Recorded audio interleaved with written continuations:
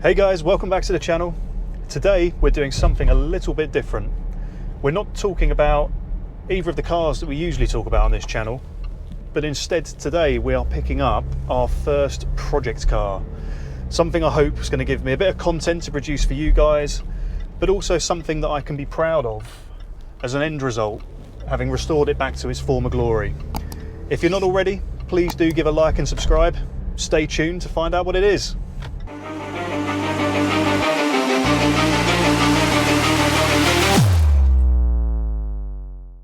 It's a new chapter for the channel today. We're picking up our first project car, hopefully the first of many, but we need to drive up to London, well, outside of London, a London borough, Watford. Something that I don't like to do too often, if I'm honest. I don't like the traffic on the car park that we know and love as the M25. The M25. But it's a necessary evil, so let's negotiate that, pick up our project car, and see how we go.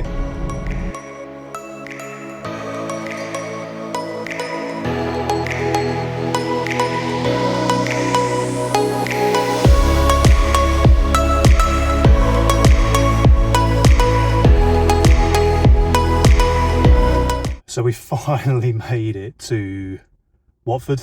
That was such a bad journey on the M25. We moved away from South London probably, I don't know, 5 or 6 years ago, and it's really just driven home exactly why I wanted to do that. You know, too much traffic, it's busy.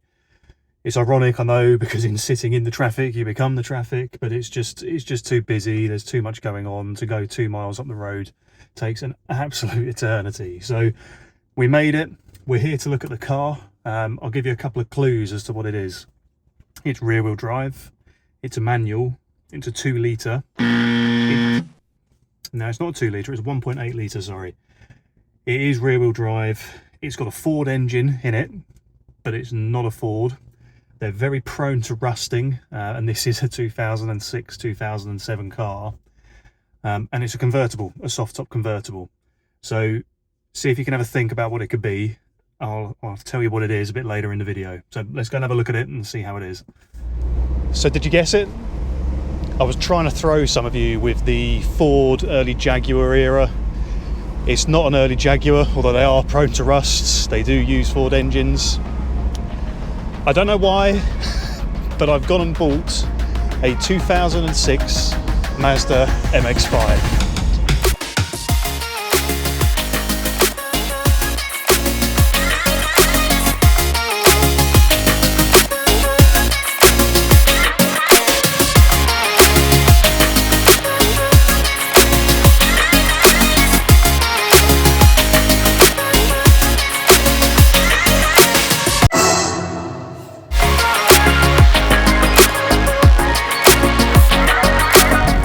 So this was the cheapest example of a Mark III 2006 Mazda MX-5 that I could find. I think it's called the NC variant. I'm becoming somewhat of a bit of a guru on these as I sort of go down that rabbit hole of learning the car.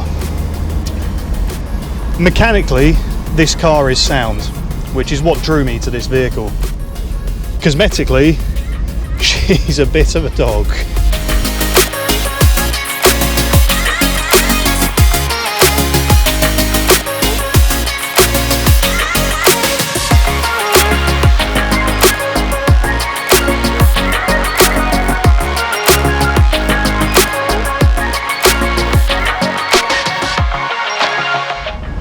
The car's done a shade under 100,000 miles. I should imagine by the time I've finished working on it, it will have tipped over that 6-figure mark. It's got good service history.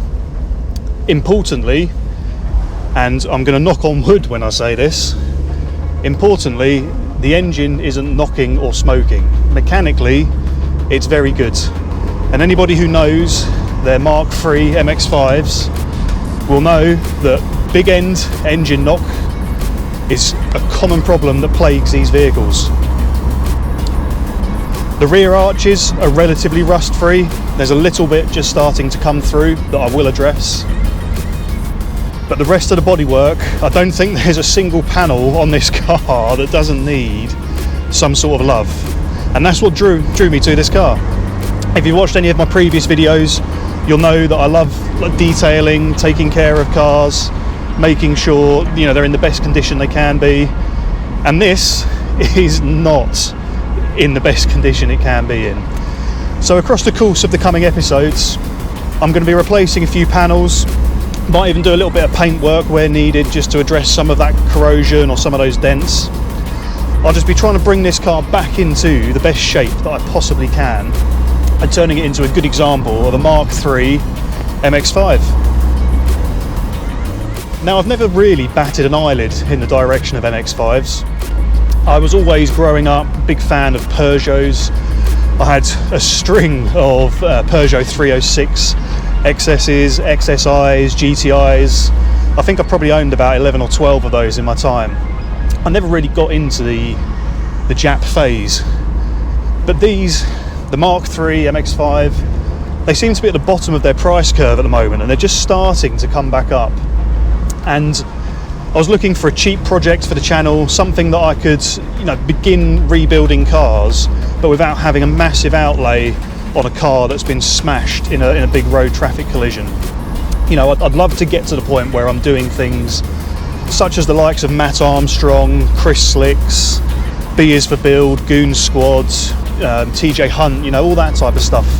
I'd love to be doing that, but you've got to start somewhere. And for me, going out and buying a total Ferrari is probably not a good idea or even possible. So here we are, we're in a Mark III MX-5. I can really see the draw to these cars. I've done probably 200 miles in this, from driving it back from Watford after my very, very understanding wife took me to collect the car. But I can really see the appeal. It's tiny, it really is a small car, and it just makes you feel hugged and enclosed. It feels like your backside's about this far off of the road. And if I'm honest, I don't think I've ever driven a convertible before, so for me, having the wind through my hair is an entirely new experience.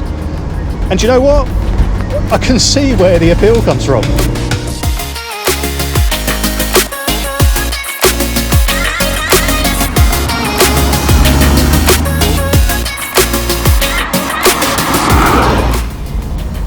So this is the 1.8 variant. Now, I don't want to intentionally upset any enthusiasts. I have joined some of the MX-5 owners clubs to try and glean some information about these cars.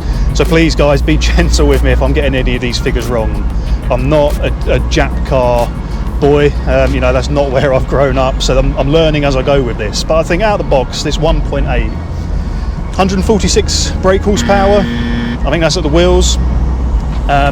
It's not the most awe-inspiring engine that's ever been built, but it's no slouch either. And what I find fantastic about this is really when it comes on cam at the higher part of its rev range, it just comes alive.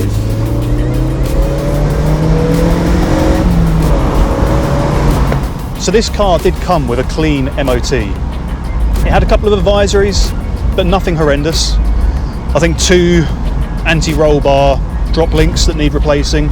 Nice easy job. I think they're about £11 each.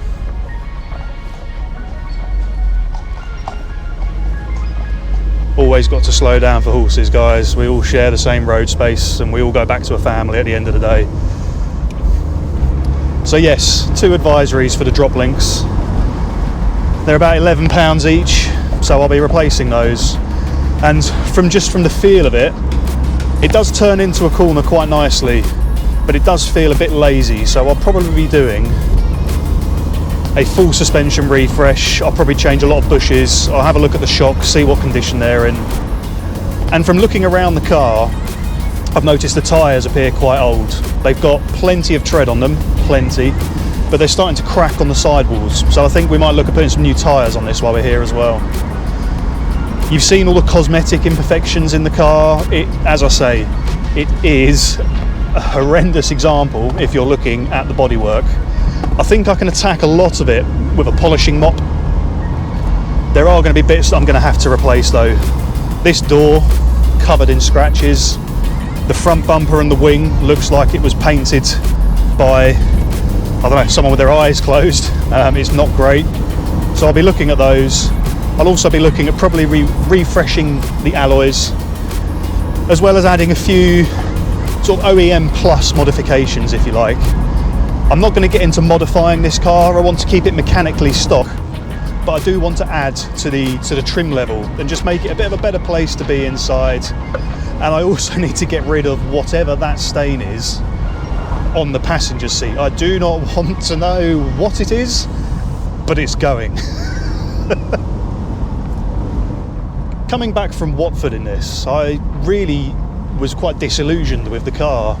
Sat on the motorway, it was loud, it was boring, it's a 5-speed, it was sat at 3 grand. It was horrendous on fuel. Genuinely, I think sat on the motorway, my F-Type is better on fuel than this, and that's 550 brake horsepower, twice the amount of cylinders, slap a supercharger on top of it. This thing's bad on fuel on the motorway. I was getting quite disillusioned. I was sort of thinking, what's the fuss? You know, what is it about these cars that draws people to them? But since I've got it home and I've got it on country lanes, this thing's just come into its own. You get it on cam, you start putting your foot down around the lanes, get into the twists and the turns, and it just comes alive. It really likes to turn into a corner, bouncing it all the way up to the rev limiter. And this thing, let me get the wind noise down a bit for you. This thing is fantastic in country roads. I don't think I've had this much fun in a car since I was about 18.